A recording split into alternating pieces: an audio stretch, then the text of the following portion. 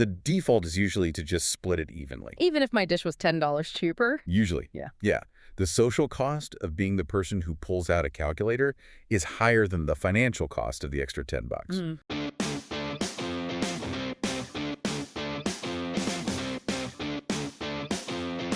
Okay, so picture this. I was at lunch the other day with a couple of American coworkers. The vibe was great, we're all laughing, talking, and one of the guys, he mentions he just closed on a new house. Oh, nice. That's a big deal. Right. So I'm genuinely happy for him. I lean in and I ask what I thought was like a totally normal question. I just said, "Oh, wow, that's amazing. How much did that cost?" Oh, no. Oh, yes. I can just feel the awkward pause. It was instant, like a switch flipped. The whole table went quiet. He sort of looks down at his plate and gives this nervous little laugh and says, well, the market's pretty crazy right now. The classic non-answer. Exactly. And then someone immediately changed the subject to, like, the weather. I felt like I had just done something terribly wrong. Well, in a way you did. You stumbled right into what is arguably America's last great taboo. Money. Money. You can talk about therapy, divorce, politics at Thanksgiving. Yeah. But asking someone directly how much they make or what they paid for something big, that's like asking for their medical history. And that's what we're going to decode today, these invisible, unspoken rules around money. Because it seems so contradictory. The huge paradox, right? We're in this hyper-capitalist society that's obsessed with wealth. We follow billionaires. We watch shows about luxury real estate. So why is everyone so secretive about their own numbers? It's a great question. And I think the answer goes really deep into the cultural DNA of the country. It has a lot to do with this idea of individualism. What do you mean by that? In America, there's this subconscious belief that your salary isn't just a number. It's a direct measure of your personal worth. So if you make a lot of money, it's because you're smart and you work hard. Exactly. And if you don't, well, the implication is that you're lazy or you made bad choices. So when you share your salary, you're not just sharing data. You're basically submitting yourself for evaluation. You're handing someone a stick to measure you with. 100%. It creates this competition anxiety. If I find out my friend makes way more than me for a similar job, suddenly there's resentment. It introduces a hierarchy that wasn't there before. And it shatters what you could call the class myth, right? Tell me more about that. Well, this idea that America is a classless society, everyone likes to think of themselves as middle class, whether they make $40,000 or $400,000 a year. Right. It's the great equalizer. We're all just working hard. But the second you put a real number on the table, like I make $200K, that illusion just evaporates. The inequality is right there. And it becomes uncomfortable. So to keep the peace, we don't talk about it. So, okay, let's do a little role play. If I'm talking to a coworker, what's the wrong way to ask? The wrong way is what you did. So what's your salary? Okay, and I can just feel you tensing up even hearing that. My whole body just seized up. It's too direct, too personal. So what's the right way? How do you get that information without, breaking the taboo? You have to talk around the number. You don't ask about their salary, you ask about the market. Oh, that's interesting. So instead of what do you make, you say something like, man, the job market for this industry seems wild right now. What's like the typical range for a role like ours? Oh, so you're asking about the industry, not the individual. Precisely. It gives them an out. They can share the data. Oh, I've seen roles going from 120 to 150 without having to reveal where they personally fall on that spectrum. That's a very subtle but important difference. It's everything. But because we can't talk in numbers, we've developed this whole secret language, a vocabulary of evasion. Oh, yeah, let's decode some of these. My favorite is when you ask someone how their business is doing and they just smile and say, we did okay. We did okay. The translation for that is almost always, we made an absolutely staggering amount of money, but I can't say that without sounding like a jerk. It's a humble flex. The ultimate humble flex. Another one is, it wasn't cheap. Oh, I hear that one all the time. Someone shows off a new pitch-in or a car and they say, yeah, it wasn't cheap. What they're really saying is, it was incredibly expensive, and I want you to know that, but I also want you to see me as relatable by complaining about the cost. So you get the credit for the expensive thing without the stigma of bragging. It's a very delicate dance. Okay, what about the big one? It's not about the money. Huh. If anyone ever tells you it's not about the money. It is 100% about the money. It is absolutely, unequivocally about the money. That's a phrase you can only use when you have so much money that you can afford to pretend it doesn't matter. It's amazing how much effort goes into just avoiding saying, I make $80,000 a year. It's exhausting.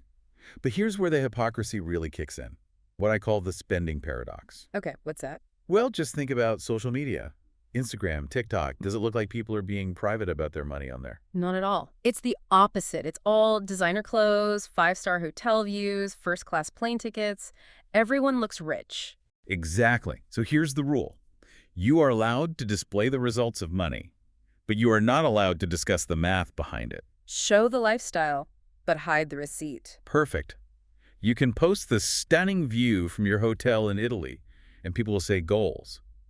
But if you posted a screenshot of the bill for $800 a night, People would think you're tacky or just gross. it breaks the fantasy. It makes it transactional. And speaking of which, there's another way people brag while pretending not to. The humble flex again. Yes. Like when someone buys an expensive watch and posts, ugh, I probably shouldn't have bought this. Translation, look at this amazing thing I bought that I can totally afford. Precisely. Or my favorite justification. It was an investment. I have definitely used that one for a jacket. Unless you're planning on selling that jacket on the stock market, it's not an investment. But that word makes a splurge sound strategic and smart. Smart seems important because there are a couple of areas where talking numbers is okay, right? Like safe zones. Yes, there are two big ones where the taboo is lifted. The first is real estate. Which is weird to me. Why is it okay to ask, how much did you pay for your house? But not, how much is in your bank account? Two reasons. First, that information is usually public record. Anyone can look it up online. The secret's already out. Okay. But more importantly, buying a house is seen as a strategic game. It's not a measure of your moral worth. It's a measure of how savvy you are. Did you get a good deal? Did you buy in the right neighborhood before it got popular? Exactly. It's a strategy discussion. The second safe zone is deals and discounts. Oh, Americans love a good deal. It's the only time you can brag about a price. You'd never say, I paid full price for this TV. But if you say, I got this TV for 40% off. Everyone says, wow, you're a genius. Right. Because you weren't just rich, you were smart. Yeah. You outsmarted the system. Okay, so this brings us to what I think is the most high-stakes money situation of all. Let me guess. The group dinner. The moment the waiter puts the check on the table, the anxiety is real. The dining dynamics. Okay, let's break it down. First, unless there's a huge difference in what people ordered, like one person had a side salad and another had the surf and turf, the default is usually to just split it evenly. Even if my dish was $10 cheaper? Usually. Yeah. Yeah. The social cost of being the person who pulls out a calculator is higher than the financial cost of the extra $10. It makes you look cheap. Okay, so split it.